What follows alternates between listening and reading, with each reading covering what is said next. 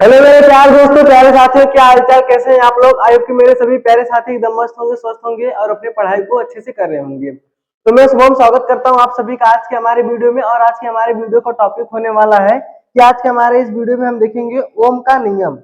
आज हम क्या देखेंगे, आज के इस वीडियो में हम देखेंगे ओम का नियम, जो कि बहुत ज्यादा इंपॉर्टेंट रोल प्ले करेगा आपके बोर्ड एग्जाम में। ओम का नियम टोटल सिर्फ ये ओम का नियम आपके बोर्ड एग्जाम में आता है।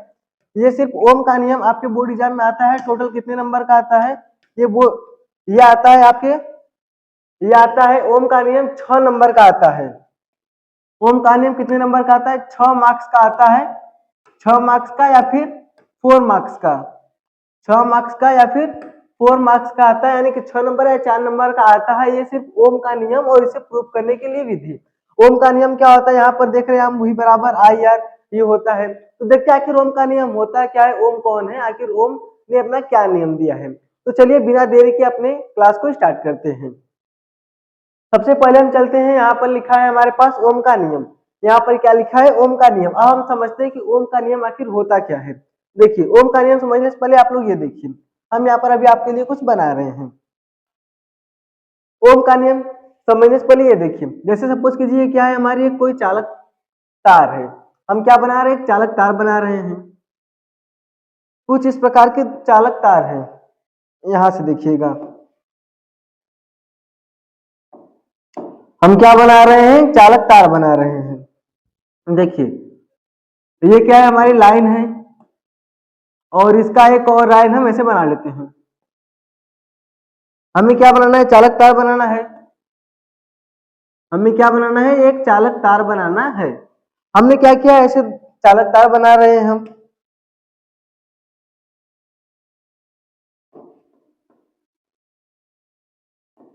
ये क्या हो गया, सपोज कीजिए कि हमारे क्या एक चालक तार है।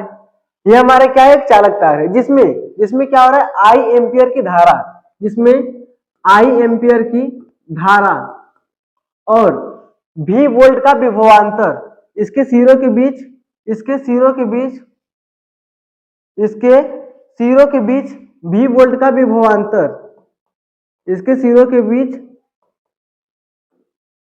इसके सिरों के बीच जिसमें आई एम्पियर की धारा और भी वोल्ट का विभवांतर प्रवाहित हो रहा है। अब इसको पढ़ लेते हैं आखिर लिखा क्या है। देखिए यहां पर लिखा है, यहां पर लिखा क्या है, यहां पर सबसे पहले ओम का नियम है। ओम का नियम क्या है, यदि किसी चालक तार की भौतिक अवस्था जैसे लंबाई, ताप, दाब, क्षेत्रफल आदि में, यदि किसी चालक तार की भौतिक अवस्था क्या होती है, इसको हम क्या बोलते हैं, लंबाई हो गई, ताप हो गया, दाब हो गया, क्षेत्रफल हो गया, आदि में परिवर्तित न किया जाए तो, आदि में परिवर्तित न किया जाए तो उसके सिरों पर लगाए गए विभवांतर और उसमें प्रवाहित होने वाली धारा का अनुपात नियत रहता है।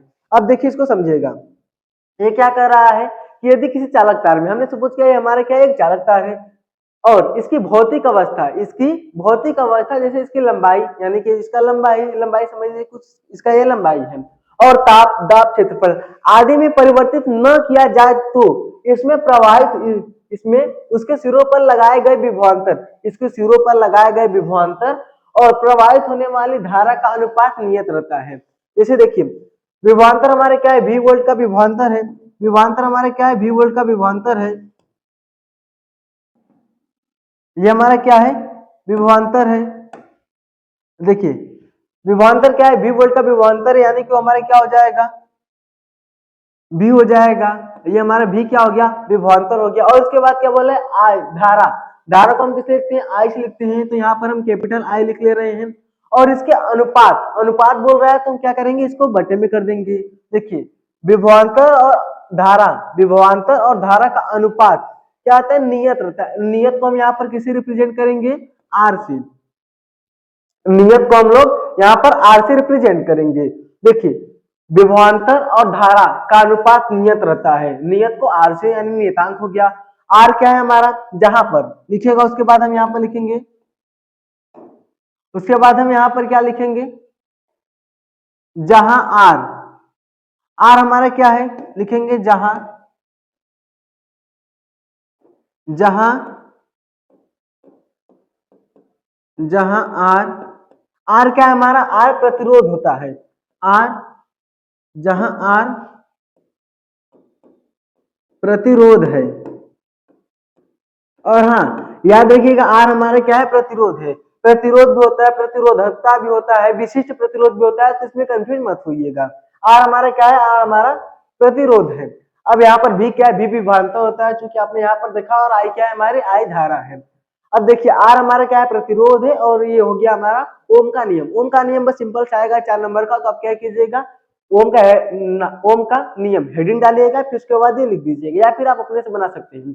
फिर से एक बात समझिए, ओम का नियम क्या कहता है, यदि किसी चालक तार की भौतिक अवस्था जैसे लंबाई, ताप, दाब, क्षेत्रफल आदि में परिवर्तित न किया जाए तो उसमें प्रवाहित होने वाली धारा और सिरों के बीच लगने वाला विभवांतर का अनुपात नियत रहता है।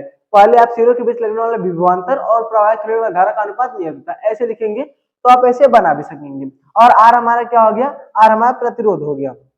अब एक, हाँ चलिए, ये तो हमारा ओम का नियम हो गया। अगर इस पे क्वेश्चन आएगा तो हम यहाँ पर आपको क्वेश्चन में बता सकते हैं क्वेश्चन किस टाइप का आता है। क्वेश्चन इस पे किस टाइप का आता है, देखिए अगर हम बात करें इस पे प्रश्न की बात करें, तो आखिर हमारे इस पे प्रश्न कैसे आता है। आपसे क्वेश्चन पूछेगा, क्वेश्चन रहेगा देखिए कुछ इस प्रकार से। क्वेश्चन कैसे रहेगा हम उसे भी देख लेते हैं। रहेगा क्वेश्चन रहेगा, यदि किसी, क्वेश्चन क्या रहेगा, यदि किसी,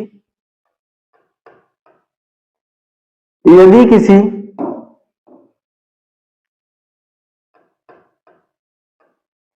यदि किसी चालक तार, यदि किसी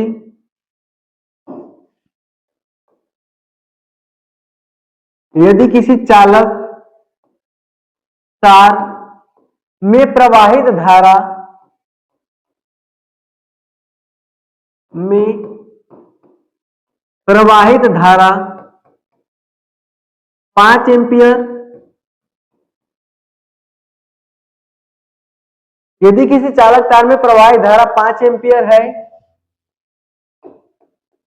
तथा इसके सिरों के बीच, इसके सिरों के बीच का विभवांतर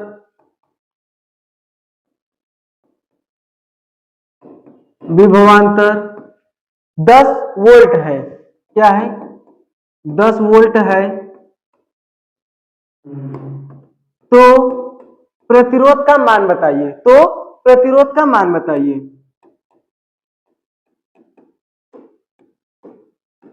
प्रतिरोध का मान बताइए।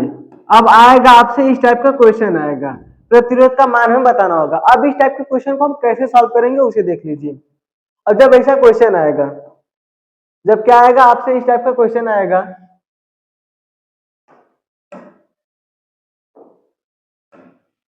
जो आपसे इस टाइप का क्वेश्चन आएगा तो उसे हम कैसे सॉल्व करेंगे देख लीजिए। यहाँ पर क्वेश्चन क्या है, यदि किसी चालक तार में प्रवाहित धारा 5 एम्पियर, यदि किसी चालक तार में प्रवाहित धारा 5 एम्पियर तथा इसके सिरों के बीच विभवांतर 10 वोल्ट है, तो प्रतिरोध का मान, प्रतिरोध किससे हम लिखते हैं, प्रतिरोध को हम आर से लिखते हैं, यह बात आपको पता ही हो गया होगा। अब प्रतिरोध को हम किससे लिखते हैं, प्रतिरोध को आर से हम लिखते हैं। तो यहाँ पर हम क्या लिखेंगे, सबसे पहले दिया है। जब क्वेश्चन इस टाइप पे आएगा तो अगर हम इसे हल करेंगे सबसे पहले हम क्या लिखेंगे, दिया है। क्या लिखेंगे, दिया है। क्या दिया है हमें कि प्रवाहित धारा, धारा को हम कह सकते हैं आई से, यानी कि आई का मान हमें क्या दिया है, 5 एम्पियर, एम्पियर को ए से लिखते हैं। और बीच विभवांतर, यानी विभवांतर यानी कि भी का मान हमें क्या दिया है, क्या दिया है, 10 वोल्ट, 10 वोल्ट, इसको भी 10 भी लिख सकते हैं हम। अब उसके बाद हम क्या करें, यहाँ पर हल कर रहे हैं, हम क्या कर रहे हैं, हल कर रहे हैं। और जब हम हल करेंगे, देखिए कैसे करेंगे, हम पहले लिखेंगे ओम के नियम से। क्या लिखेंगे, ओम के नियम से, ओम के नियम से, ओम के नियम से। और ओम का नियम हमारा क्या कहता है, V बराबर आई आर। ओम का नियम क्या होता है, V बराबर आई आर। अब बस यहाँ पर देखिए, जैसे आप लोग देख पा रहे होंगे